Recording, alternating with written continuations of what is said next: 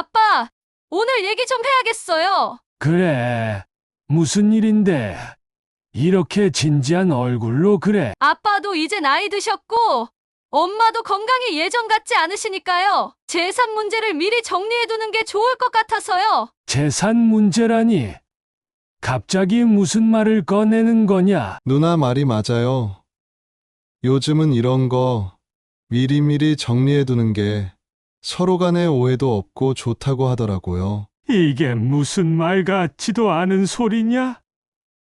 너희들이 상속 문제를 먼저 꺼낼 줄은 몰랐다. 아빠, 그냥 모두를 위한 거예요. 우리끼리 미리 정리하면 나중에 문제가 안 생길 테니까요. 나중에 문제가 안 생긴다고? 내가 지금 하는 말이 그 말 같지가 않다. 아빠, 왜 이렇게 화내세요?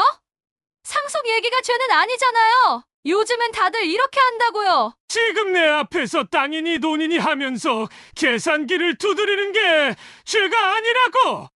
내가 그걸 당연하다고 여긴다면 참으로 잘못 배운 거다! 아니, 아빠, 그런 뜻은 아니고요. 우리끼리 분쟁이 없게 하자는 의미예요. 아빠, 너무 감정적으로 받아들이지 마세요. 우리도 다 아빠랑 엄마 생각해서 말하는 거예요. 내가 너희들 생각해서 땅을 일구고 돈을 모았지! 그걸 너희가 지금 이런 식으로 나누자고 할 줄은 몰랐다! 그날의 대화 이후 우리 가족은 걷잡을 수 없이 멀어지기 시작했습니다. 처음에는 딸과 아들의 말이 단순히 의견 교환이라 생각하려 했습니다. 하지만 시간이 지나면서 자식들의 태도는 점점 더 노골적이고 공격적으로 변해갔습니다. 큰딸은 다시는 웃으며 저희 집을 찾아오지 않았습니다.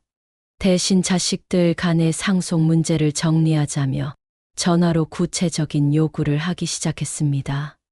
아들은 더욱 심각했습니다. 한동안 연락이 뜸하더니 나중에야 몰래 저희 땅을 자신의 명의로 바꾸려고 시도한 사실을 알게 되었습니다. 그 사실을 들었을 때 저는 너무나도 큰 배신감을 느꼈습니다.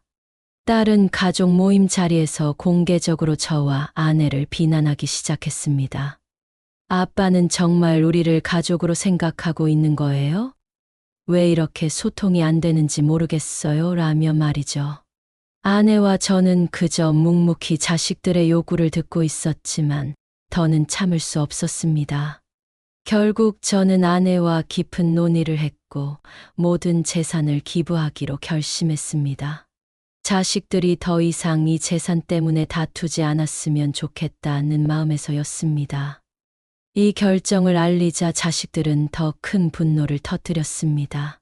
큰딸은 왜 우리가 부모님을 위해 했던 노력을 그렇게 무시하세요? 라며 소리쳤고, 아들은 아빠, 그렇게까지 해야 해요?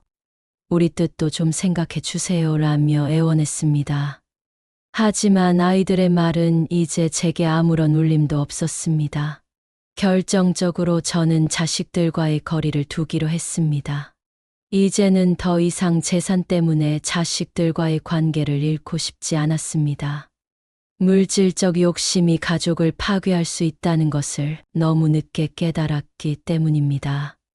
아내와 저는 모든 재산을 정리하고 조용히 살아가기로 했습니다.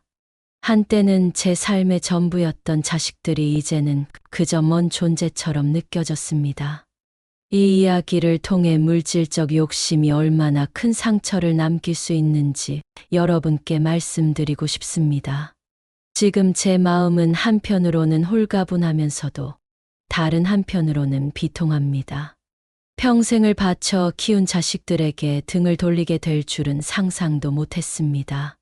하지만 이 결정을 통해 아내와 저는 비로소 작은 평화를 찾을 수 있었습니다. 여러분께서도 이 이야기를 들으시고 가족과의 관계에 대해 다시 한번 돌아보셨으면 합니다. 구독과 좋아요는 저희 같은 사람들에게 큰 힘이 됩니다. 여러분의 따뜻한 댓글과 조언도 꼭 부탁드립니다. 안녕하세요. 경기도 용인에 사는 67세 김철수입니다. 이 이야기를 시작하려니 마음이 무겁습니다. 제 삶에서 가장 소중했던 가족과의 관계가 점점 멀어지는 과정을 이야기한다는 게 쉽지 않습니다. 하지만 이 이야기를 통해 여러분이 조금이나마 가족의 소중함을 돌아보는 기회가 되길 바랍니다. 제가 자식들에게 상속 이야기를 처음 들었을 때의 충격은 말로 표현하기 어려웠습니다. 어떻게 아이들이 나한테 이런 말을 할 수 있지? 마치 가슴 한가운데에 큰 돌덩이가 얹히는 기분이었습니다. 내가 평생을 바쳐 일군 땅과 농사가 이제는 자식들 사이에서 나누어질 재산으로만 보인다는 사실이 너무나 아프게 다가왔습니다. 그날 밤 잠들지 못한 채 창밖을 바라보며 이런 생각이 머리를 떠나지 않았습니다. 내가 정말 잘못한 걸까? 이 아이들이 이렇게 변한 건 결국 내 탓인가? 아니야. 내가 자식들을 위해 모든 걸 희생했는데 이건 나에게 너무 가혹한 일이야. 분노와 슬픔, 그리고 자책이 뒤섞인 감정이 밀려들며 밤새도록 뒤척일 수밖에 없었습니다. 젊은 시절부터 흙을 만지며 일구어온 밭과 논이 제게는 전부였고 그곳에서 두 자녀를 키워내며 평생을 바쳐왔습니다. 하지만 지금은 마음이 무겁고 삶이 온통 회의로 가득 차 있습니다. 평생을 바쳐 키운 자식들 때문에 이런 기분이 들 줄은 정말 상상도 못했습니다. 제 이야기는 단순한 오해에서 시작되었습니다. 가족 간의 대화가 필요하다고 생각했지만 작은 말이 꼬리에 꼬리를 물며 큰 상처를 남기고 말았습니다. 그리고 이제는 그 상처가 너무 커져 가족의 사랑까지 휘감고 있는 기분입니다. 오늘은 제 가족이 어떤 문제로 멀어지게 되었는지, 그리고 제가 그 안에서 어떤 선택을 할 수밖에 없었는지 말씀드리려 합니다. 제가 전하고 싶은 건 단순히 제 이야기를 털어놓는 것이 아닙니다. 이 이야기를 통해 비슷한 상황에 놓인 분들이 다시 한번 가족의 의미를 돌아보고 서로의 마음을 헤아릴 수 있기를 간절히 바랍니다. 우리 가족은 최근에 큰 갈등을 겪고 있습니다. 자식들이 상속 문제를 꺼내면서 모든 일이 시작되었습니다.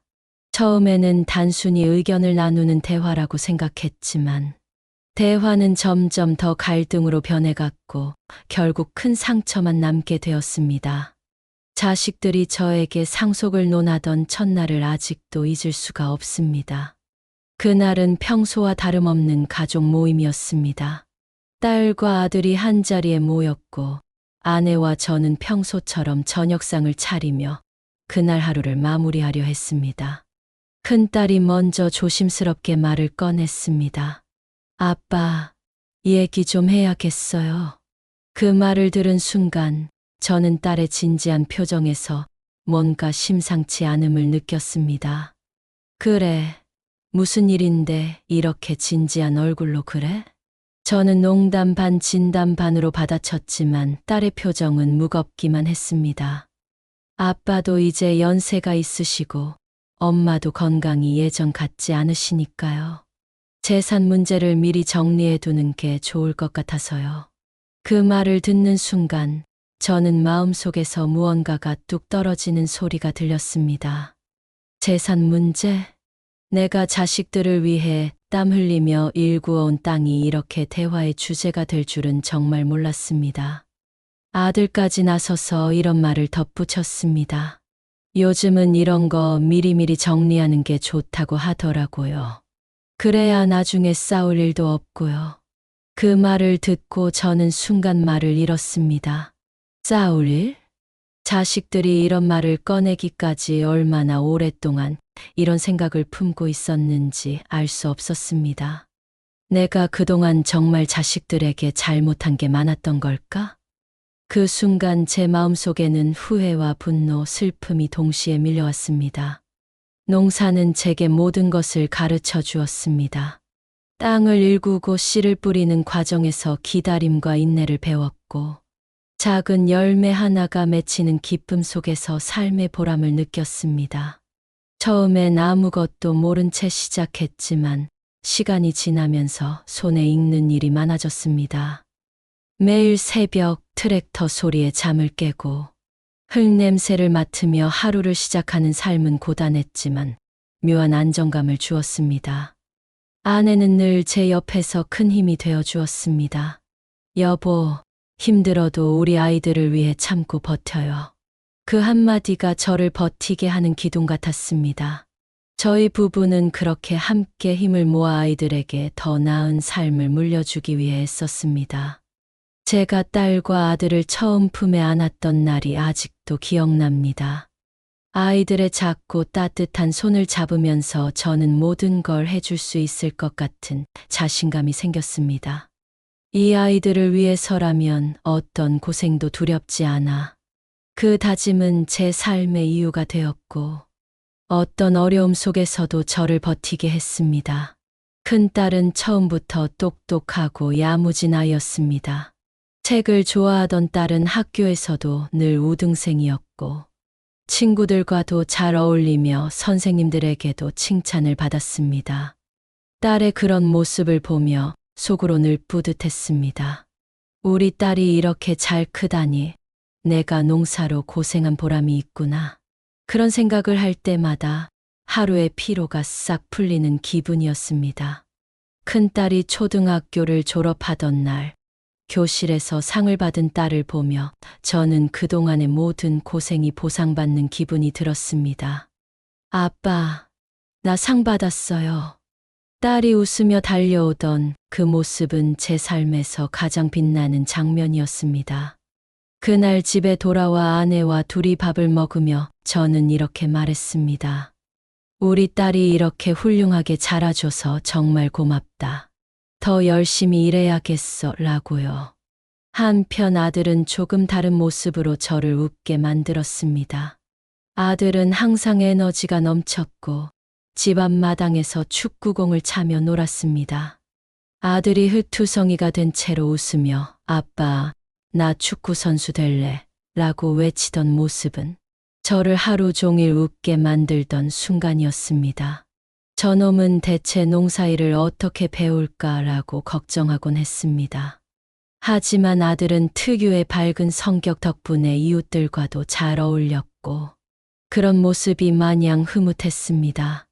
우리 부부는 늘 아이들만큼은 잘 키우겠다는 다짐으로 살았습니다. 큰딸이 대학에 가야 했을 때 우리 부부는 농사로 번 작은 돈을 모아 등록금을 마련했습니다. 새벽부터 밤늦게까지 일을 하며 돈을 아끼고 또 아꼈습니다. 그렇게 딸이 대학에 들어갔던 날, 아내는 제 손을 꼭 잡고 말했습니다. 여보, 우리 진짜 잘 해냈어요. 우리 딸이 이렇게 컸잖아요. 그 말에 눈물이 나려고 했지만 딸 앞에서는 웃음을 지었습니다. 그래, 우리 딸 잘 키운 보람이 있네. 앞으로 더 잘 될 거야. 아들은 딸과는 달리 공부에는 큰 흥미를 보이지 않았지만 아들은 손재주가 좋아 기계를 잘 다루고 농장 일을 돕는데 큰 힘이 되었습니다. 저는 아들의 손재주를 보며 이 녀석은 나처럼 농사일에 소질이 있구나라고 생각했습니다. 그런 아들을 보며 작은 농장을 물려주겠다는 희망을 품기도 했습니다. 아내는 늘 내게 말했습니다. 여보, 우리 아이들이 서로 잘 도와주며 살았으면 좋겠어요. 그러려면 우리가 본을 보여야겠죠. 그 말에 늘 동의하며 아이들 앞에서는 항상 긍정적인 모습만 보여주려고 노력했습니다. 그런 아이들이 이렇게 멀어진 이유가 제 방식의 문제였을까요? 내가 아이들에게 부족함 없이 해주고 싶었던 노력이 아이들에게는 과한 간섭으로 느껴졌을까요? 과거를 떠올릴수록 마음이 무거워지고 동시에 그때로 돌아가 다시 시작하고 싶은 간절함이 밀려왔습니다. 시간이 지나면서 작은 균열들이 생기기 시작했습니다. 딸은 대학 졸업 후 취직을 하며 서울로 떠났고 아들은 농장에서 저를 돕다가 결국 자신의 길을 찾기 위해 다른 일을 시작했습니다. 저는 아이들이 각자의 길을 찾는 것을 응원했지만 한편으로는 가족이 조금씩 멀어지는 기분을 떨칠 수 없었습니다. 딸은 바쁜 회사 생활로 인해 집에 잘 오지 않았고, 아들은 일을 핑계로 농장 일을 놓게 되었습니다. 그럴 때마다 아내와 저는 아이들이 잘 살고 있으니 괜찮다고 스스로를 위로했습니다. 하지만 속으로는 점점 커지는 외로움을 느끼지 않을 수 없었습니다. 어느 날 딸이 집에 왔을 때 저는 무심코 물었습니다. 요즘은 회사 생활이 어때? 힘들진 않니? 딸은 피곤한 얼굴로 그냥 그래요. 요즘엔 바쁘고 스트레스가 많아서요. 라고 대답했습니다. 딸의 얼굴에서 지쳐있는 모습이 보였지만 그 말을 끝내 위로하지 못하고 대신 밥상에 수저만 놨습니다. 그날 밤 딸의 피곤한 얼굴이 떠오르며 한숨을 쉬었습니다. 내가 더 도와줄 수 있으면 좋을 텐데 왜 이렇게 점점 멀어지는 기분이지? 아들은 종종 집에 와서 저를 돕는 척하면서도 마음은 다른 곳에 있는 듯 했습니다. 한 번은 밭에서 일하며 아들에게 물었습니다. 너는 이 농장 어떻게 생각하냐? 나중에 내가 하고 싶으면 물려줄 생각이다. 아들은 손에 흙을 털며 대답했습니다. 아빠, 솔직히 말하면 저는 농사는 좀 아닌 것 같아요. 제 길을 찾아보려고요. 그 말을 듣는 순간 섭섭한 마음이 밀려왔지만 겉으로는 웃으며 그래, 내가 하고 싶은 걸 해야지라고 대답했습니다. 그 시절부터 느껴지던 작은 거리감이 지금의 큰 갈등으로 이어질 줄은 정말 몰랐습니다. 그땐 그저 아이들이 각자의 삶을 찾아가고 있다고 생각했을 뿐이었지만 돌이켜보면 그때부터 우리 가족은 조금씩 서로를 오해하고 있었던 것 같습니다. 이제 와서 그 시절을 돌아보니 내가 더 잘할 수 있었던 일들이 많았다는 생각이 듭니다. 아이들에게 더 많은 사랑을 표현했어야 했고, 아이들의 마음속 깊은 곳에 있는 생각을 더 자주 물어봤어야 했습니다. 모든 일이 처음부터 이렇게 심각했던 건 아니었습니다. 작은 오해로 시작된 대화가 점점 꼬이기 시작하면서 결국 걷잡을 수 없는 상황에 이르게 되었습니다. 자식들과의 첫 번째 충돌은 딸이 집에 와서 한마디를 꺼냈을 때 시작되었습니다. 그날 딸은 차분하게 대화를 시작했지만 그 속에 담긴 말은 저를 혼란스럽게 했습니다.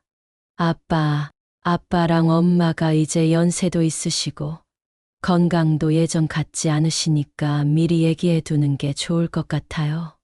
그 말을 듣는 순간 저는 무슨 말인지 이해하지 못했습니다. 미리 얘기해 두자니 무슨 얘기를 하자는 거냐? 제가 그렇게 묻자 딸은 조심스럽게 말을 이어갔습니다. 그냥 상속 문제요. 나중에 다툼이 없게 미리 정리하자는 뜻이에요. 상속 문제라니요? 자식들이 처음 상속 이야기를 꺼냈던 그날, 저는 농장에서 하루 종일 땀 흘리며 일하고 들어온 터라 몸도 마음도 지쳐 있었습니다. 딸과 아들이 나란히 앉아 얘기 좀 하자라고 말했을 때 단순히 근황을 나누는 대화일 거라고 생각했습니다. 하지만 그 말 속에서 느껴지는 무게는 예상과 전혀 달랐습니다. 저는 그 말을 듣고 한동안 아무 대답도 하지 못했습니다. 머릿속에는 온갖 생각이 떠올랐습니다. 내가 정말 이런 이야기를 자식들에게 듣게 될 줄은 몰랐습니다. 아직도 내 손은 땅 위에서 멈추지 않고 농사일을 하고 있는데 내 아이들이 벌써부터 이 땅을 어떻게 나눌지 고민하고 있다니. 아빠, 이제 우리도 미래를 준비해야 하잖아요. 딸의 말이 끝나기도 전에 머릿속이 새하얘졌습니다. 자식들의 눈빛 속에는 배려보다 요구가 먼저 보였고 그 순간 말문이 막히고야 말았습니다. 그날 밤 딸이 했던 말을 계속 되새기며 스스로에게 묻고 또 물었습니다. 이게 다 내가 잘못해서 그런 걸까? 아니면 이 아이들이 바깥 세상에서 너무 많은 것을 배우고 온 걸까? 하지만 어떤 답도 찾을 수 없었고 대신 점점 더 큰 고립감을 느꼈습니다. 아빠, 요즘은 다 이렇게 미리 정리한다고 하더라고요. 아들도 그 자리에 있던 딸의 말을 받아서 덧붙였습니다. 그 순간 제 마음이 얼마나 무너졌는지 말로 다 표현할 수 없습니다. 저는 겨우겨우 말을 꺼냈습니다. 나는 아직도 너희를 위해 이 땅을 지키고 있는 건데 벌써 나눌 생각을 하다니 너무 서운하구나. 하지만 자식들의 태도는 바뀌지 않았습니다. 딸은 오히려 아빠가 이렇게 감정적으로 나오시면 더 어렵잖아요. 라며 차갑게 대꾸했습니다. 아들은 아빠, 우리도 다 같이 잘 살자고 얘기하는 거예요. 왜 이렇게 부정적으로 받아들이세요? 라고 말했습니다. 그 말을 들었을 때 저는 더 이상 무슨 말을 해야 할지 몰랐습니다. 너희가 이런 말을 꺼내게 된 건 내가 부족한 부모였기 때문일까? 제 머릿속에서 이런 생각이 끝없이 떠올랐습니다. 그날 대화 이후로 자식들과의 관계는 조금씩 틀어지기 시작했습니다. 딸은 더 자주 전화를 걸어 아빠 생각은 바뀌셨냐고 물어왔고, 아들은 점점 더 대화를 피하며 아내를 통해 우회적으로 의견을 전달하려 했습니다. 아내는 이런 상황을 보며 많이 힘들어했습니다. 여보, 아이들이 왜 이렇게 변한 걸까요? 예전에는 안 그랬잖아요. 그 말을 들을 때마다 제 마음은 더 깊은 자책감에 빠졌습니다. 그러게 말이야, 내가 뭘 잘못했길래 애들이 이런 말을 나한테 하게 된 걸까? 하지만 아내 앞에서 끝까지 강한 척하려 했습니다. 그래도 내가 쉽게 물러설 수는 없어. 내가 잘못한 게 있다면 바로 잡아야겠지만 이 문제는 내 양보로 해결될 수 있는 문제가 아니야. 그리고 며칠 후 딸은 더 큰 충격을 주는 말을 꺼냈습니다. 아빠, 사실 우리가 얘기를 계속 꺼내는 건 엄마랑 아빠가 갑자기 무슨 일이 생기시면 어떡하겠어요? 그 말이 나온 순간 심장이 쿵 내려앉는 기분이었습니다. 갑자기 무슨 일이 생기다니? 내 딸이 지금 부모의 죽음을 상상하며 이런 말을 하고 있다는 사실이 믿기지 않았습니다. 저는 목소리를 가다듬으며 대답했습니다. 너희가 걱정하는 건 알겠다만 아직 내가 이렇게 건강히 살아있지 않느냐? 왜 이렇게 서두르려고 하니? 조금 더 기다릴 수는 없겠냐? 하지만 딸은 여전히 냉정하게 말했습니다. 아빠, 이런 문제는 미리 준비하는 게 더 좋아요. 괜히 미뤘다가 나중에 더 큰 문제가 생기면 안 되잖아요. 그날 밤, 저는 잠을 이룰 수 없었습니다. 침대에 누워 천장을 바라보며 스스로에게 끝없이 질문을 던졌습니다. 내가 대체 뭘 잘못했길래 내 자식들이 이렇게 변했을까? 아이들이 어릴 때 손을 잡고 뛰어다니던 모습이 떠올랐습니다. 그때는 내가 조금만 힘을 내면 뭐든 다 해줄 수 있을 것 같았는데, 이제는 그 아이들의 말을 이해하지 못하는 제 자신이 너무 초라해 보였습니다. 아내도 잠들지 못하고 옆에서 뒤척였습니다. 여보, 괜찮아요? 저는 대답 대신 조용히 고개만 끄덕였습니다. 하지만 속으로는 정말로 괜찮지 않았습니다. 이제는 모든 것이 어긋나는 기분이었고, 이 갈등이 어디까지 커질지 두려웠습니다. 자식들과의 대화는 점점 더 감정적으로 변해갔습니다. 딸과 아들은 이제 서로를 비난하는 말을 서슴없이 주고받으며 저와 아내를 설득하려는 대신 점점 더 강압적으로 행동하기 시작했습니다. 딸은 집에 와서 대놓고 이런 말을 꺼냈습니다. 아빠, 이건 우리를 위한 거예요. 아빠가 이해해 주셔야죠. 그 말을 들으면서도 마음속에서 올라오는 화를 꾹 참았습니다. 하지만 아들은 다르게 접근했습니다. 직접적으로 말하기보다는 저를 압박하려는 듯한 행동을 보였습니다. 어느 날 아들은 밭에서 일을 돕는 척하면서 농장을 둘러보더니 뜬금없이 이런 말을 했습니다. 아빠, 이 땅이 참 좋아 보이네요. 여긴 나중에 어떻게 하실 거예요? 그 말을 듣고 저는 아들의 속셈이 느껴졌습니다. 너희들은 왜 자꾸 이런 말을 하니? 내가 아직 건강히 살아있지 않느냐. 아들은 대답 대신 어색한 웃음만 지으며 대화를 돌리려 했습니다. 그리고 며칠 뒤 저는 결정적인 충격을 받았습니다. 마을 주민이 와서 이런 말을 전했습니다. 아드님이 땅 문서 관련해서 뭘 알아보더라고요. 혹시 무슨 일 있는 건 아니죠? 아들이 땅 문서를 몰래 살펴봤다는 소식을 들었을 때 손발이 얼어붙는 것 같은 기분이었습니다. 아들이 땅 문서를? 머릿속이 하얘졌습니다. 도저히 믿을 수 없었지만 동시에 모든 퍼즐이 맞아떨어지는 느낌이었습니다. 최근 아들이 보였던 행동들, 말투, 그리고 눈빛이 이제야 이해되었습니다.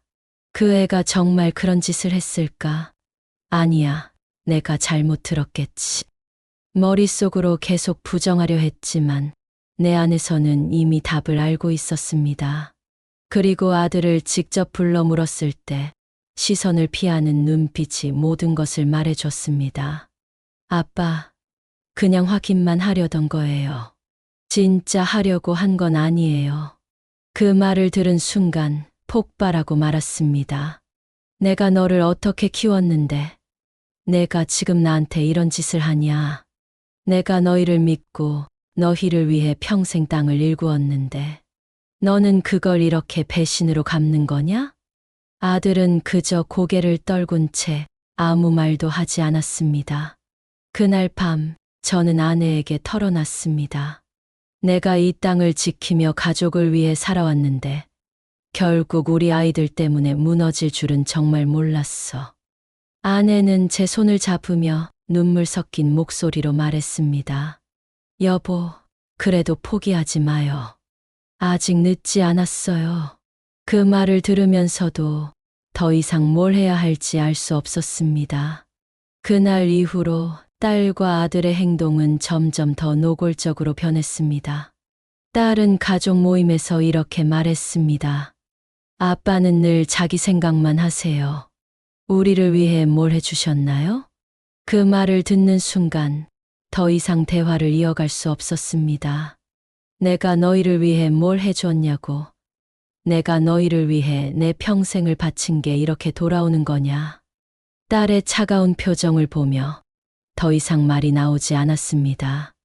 아내는 이런 상황을 보며 매일 밤 눈물을 흘렸습니다. 여보, 이렇게 계속 싸우기만 하면 어떡해요?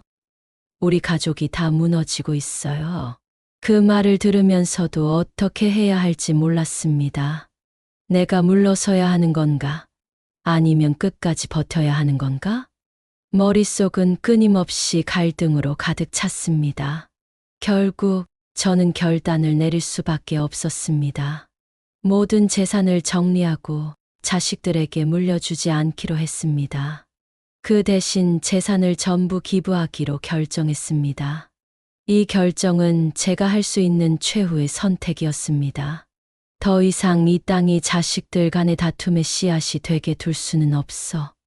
재산을 기부한 뒤 저는 매일 아침 스스로에게 질문을 던졌습니다. 이 선택이 옳았을까? 텅 빈 논밭을 바라볼 때마다 마음속에서 두 가지 감정이 싸웠습니다. 한편으로는 가족의 다툼을 막기 위한 최선의 선택이었다고 느꼈고, 다른 한편으로는 내 손으로 자식들과의 마지막 끈을 놓아버렸다는 후회가 가슴을 후벼 팠습니다. 딸과 아들이 마지막으로 했던 말들이 내 머릿속에서 떠나질 않았습니다. 왜 우리를 이렇게 몰아붙이세요? 아빠는 정말 가족을 생각하고 계신 거예요? 내가 이 결정을 내린 건 너희가 서로를 미워하지 않게 하기 위해서다. 너희가 이해하지 못해도 괜찮다. 내가 죽으면 너희도 언젠가 알게 될 거다. 그날 밤 심장은 무겁게 내려앉았고 온몸이 쇠사슬에 묶인 것처럼 불안했습니다. 그 말들은 마치 계속 반복되는 메아리처럼 나를 잠 못 이루게 했습니다.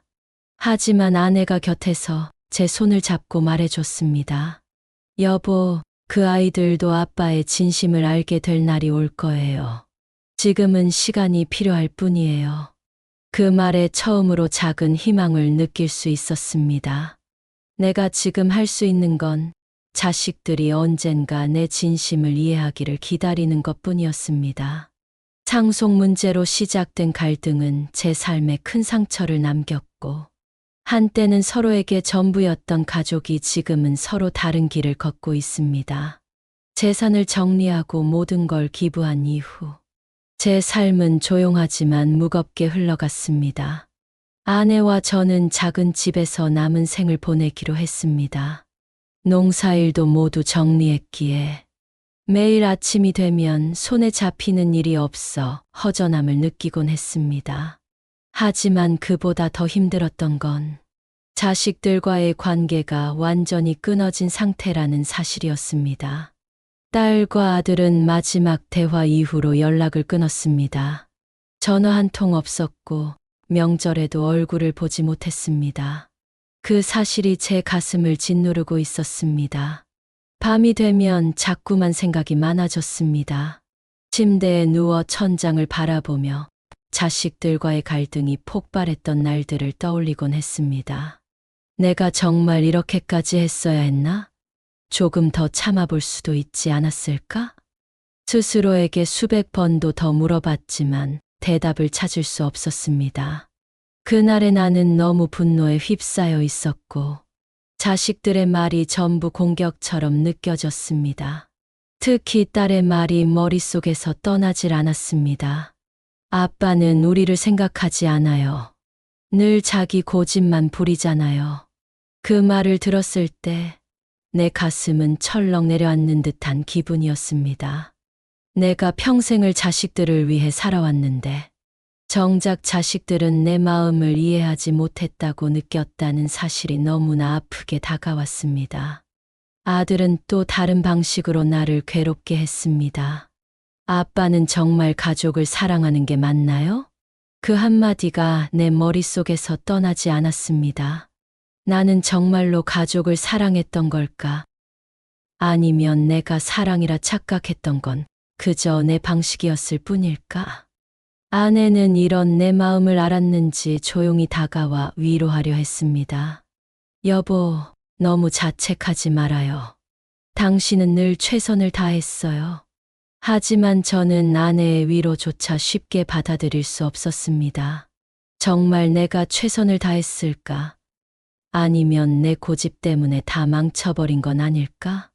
어느 날 아내와 함께 집 앞마당에 앉아 있었습니다. 바람이 살랑살랑 불고 있었지만 제 마음은 차갑고 무거웠습니다. 여보, 요즘은 무슨 생각을 하세요? 아내가 조심스럽게 물었습니다. 저는 한참 동안 아무 말도 하지 못하다가 이렇게 대답했습니다. 그냥 우리 아이들 어릴 때 생각이 나네.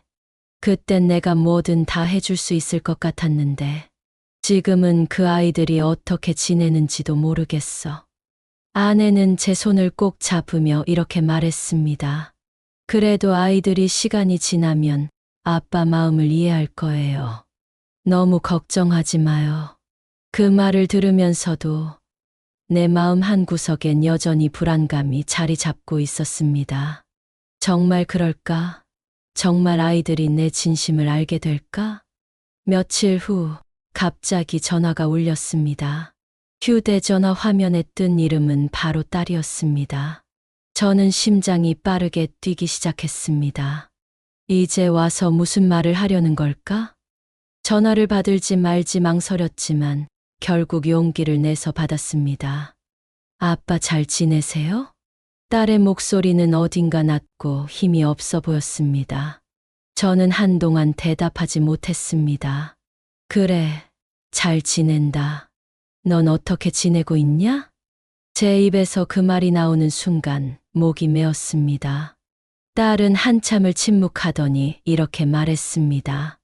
아빠, 미안해요. 제가 너무 욕심 부렸던 것 같아요. 아빠 마음을 이해하지 못했던 것 같아요. 그 순간 눈에서는 눈물이 흘러내렸습니다. 됐다. 이제 와서 그런 얘기 뭐 하러 하니? 그냥 내가 잘 지내면 된다. 그렇게 말하면서도 속으로는 딸의 진심이 너무나 고마웠습니다. 그날 이후 저는 조금씩 마음의 무게를 내려놓을 수 있었습니다. 딸과 아들은 여전히 자주 연락하지는 않지만 가끔씩 안부를 전해오며 조금씩 관계를 회복하려 노력하고 있습니다. 이 모든 과정에서 깨달았습니다. 가족 간의 사랑은 물질로 메어두는 것이 아니며 때로는 갈등과 오해 속에서도 서로를 이해하려는 노력이 필요하다는 것을요. 지금 저는 작은 집에서 조용히 아내와 시간을 보내고 있습니다. 삶은 여전히 고요하지만 가끔씩 자식들에게서 연락이 올 때면 미소를 짓게 됩니다. 아직 완전히 회복된 것은 아니지만 우리 가족은 다시 서로를 이해하기 위한 첫걸음을 내딛고 있다고 믿고 싶습니다. 이 이야기를 들어주신 여러분께 진심으로 감사드립니다. 제 이야기가 누군가에게 작은 위로가 되었으면 좋겠습니다. 가족 간의 갈등을 겪고 계신 분들께 드리고 싶은 말은 서로의 진심을 이해하려는 노력을 멈추지 말라는 것입니다. 구독과 좋아요는 제게 큰 힘이 됩니다. 여러분의 따뜻한 댓글과 조언도 저에게 큰 위로가 될 것입니다. 감사합니다.